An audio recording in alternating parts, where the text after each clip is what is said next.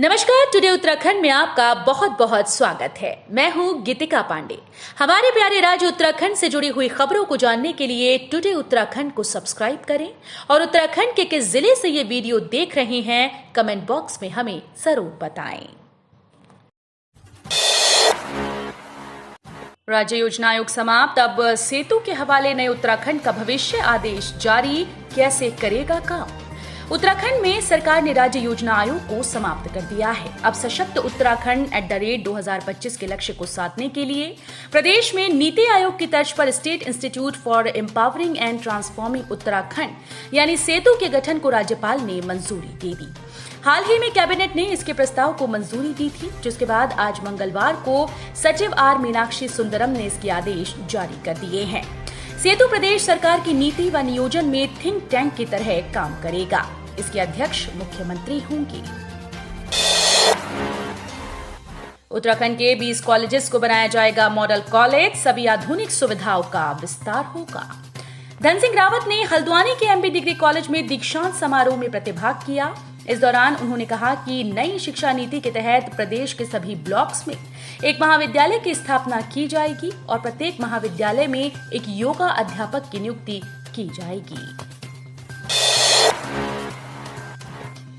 देहरादून मसूरी में हुई बारिश, बद्रीनाथ और यमुनोत्री गंगोत्री हाईवे बंद। देहरादून और मसूरी में झमाझम बारिश ने लोगों को गर्मी से राहत दी। वहीं प्रदेश के कई जिलों में 26 जुलाई को भी भारी बारिश होने के आसार हैं। मौसम विभाग ने बुधवार को कुछ जिलों में ऑरेंज अलर्ट जारी किया। मौसम विभाग के अनुसार 26 जुलाई को चमोली, रुद्रप्रयाग, बागेश्वर, चंपावत और नैनीताल जिले के कई इलाकों में बिजली चमकने के साथ ही भारी बारिश हो सकती है। केंद्र के निदेशक विक्रम सिंह ने बताया कि अगले कुछ दिन पूरे राज्य में तेज बारिश और बिजली चमकने के आसार हैं। बारिश से होने वाले भूस्खलन से संवेदनशील इलाकों में सड़क मार्ग और राजमार्ग अवरुद्ध हो सकते हैं। देश में तेजी से बढ़ रहे आई फ्लू के मामले, एक्सपर्ट से जाने इसके प्रकार और इससे बचाव। बीते कुछ दिनों से देश भर में बारिश के कारण बिगड़ते हालातों की तस्वीरें लगातार सामने आ रही हैं।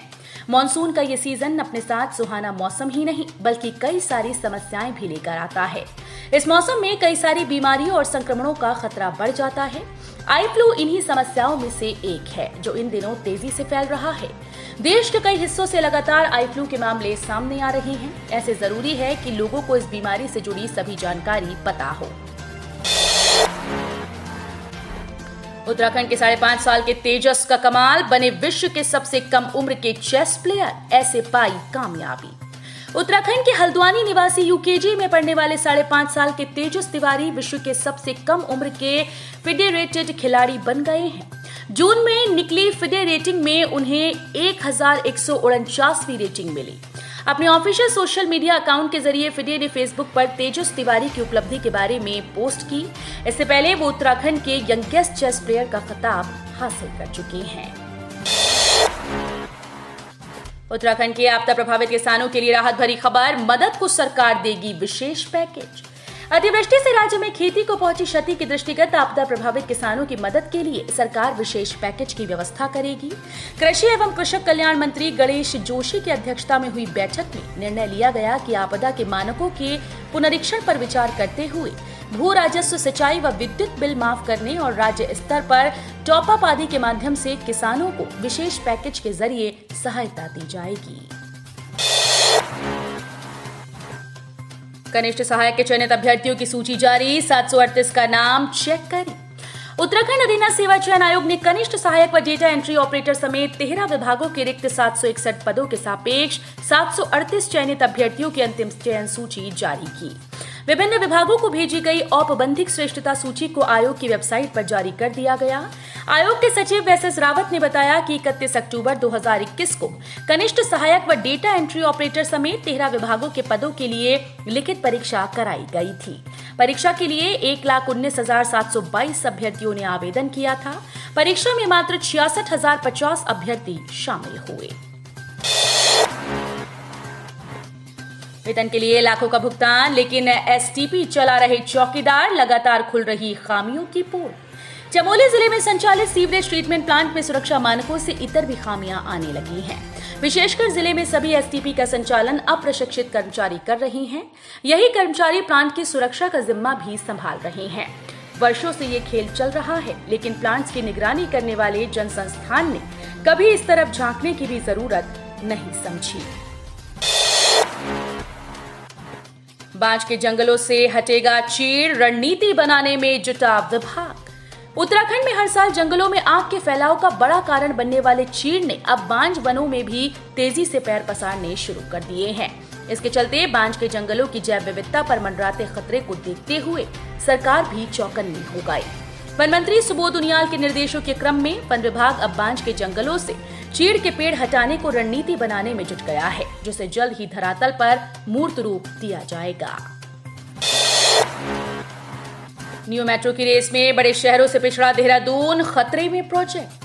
बड़े शहरों की रेस में पिछड़ने से दून में न्यू मेट्रो का प्रोजेक्ट खतरे में पड़ गया। पीएमओ में प्रस्तुतिकरण के बाद भी केंद्र सरकार के मन में प्रोजेक्ट को लेकर कई संदेह हैं, जो हर बार दून की फाइल को नीचे कर दे रही हैं।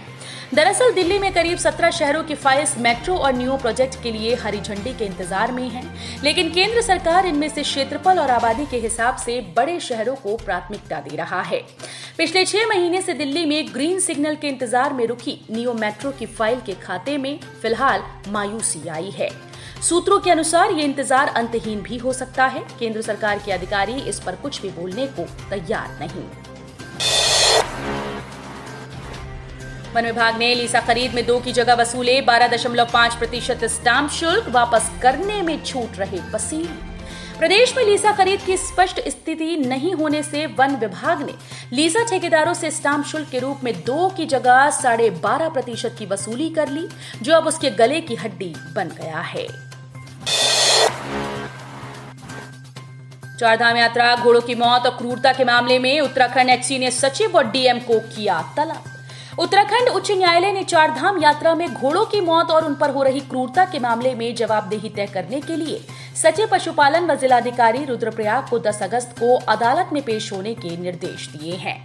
मुख्य न्यायाधीश विपिन सांघी और न्यायमूर्ति राकेश थपलियाल की युगल पीठ में याचिकाकर्ता गौरी मौलिकी की ओर से दायर जनहित याचिका पर सुनवाई हुई। याचिकाकर्ता की ओर से कहा गया कि चारधाम यात्रा पर घोड़ों के संचालन के लिए सरकार की ओर से जारी मानक संचालन प्रक्रिया का अनुपालन नहीं किया जा रहा है। नमक नाले में 6 घंटे बंद रहा चीन सीमा को जोड़ने वाला जोशीमठ मलारी हाईवे, बार बार गिर रहा मलबा। चमोली जिले में रुक रुक कर हो रही भारी बारिश से चीन सीमा क्षेत्र को जोड़ने वाला जोशीमठ मलारी हाईवे कई जगहों पर बदहाल स्थिति में पहुंच गया है। जुम्मा गांव के समीप तमक नाले में रोज मलबा आने से वाहनों की आवाजाही बाधित हो रही है। उधम सिंह नगर के राजकीय इंटर कॉलेज में छात्राओं के साथ छेड़छाड़ का आरोपी प्रवक्ता निलंबित। उत्तराखंड में एक बार फिर से शिक्षक के छात्राओं से छेड़छाड़ करने का मामला सामने आया। जिला उधम सिंह नगर में एक राजकीय इंटर कॉलेज में छात्राओं के साथ छेड़छाड़ के आरोपी अंग्रेजी विषय के प्रवक्ता नफीस अहमद को शिक्षा विभाग ने निलंबित कर दिया है। तो ये थी हमारे प्यारे राज्य उत्तराखंड से जुड़ी हुई कुछ खास और अहम खबरें। इसी तरह की लेटेस्ट अपडेट पाने के लिए अभी सब्सक्राइब करें टुडे उत्तराखंड चैनल को। धन्यवाद।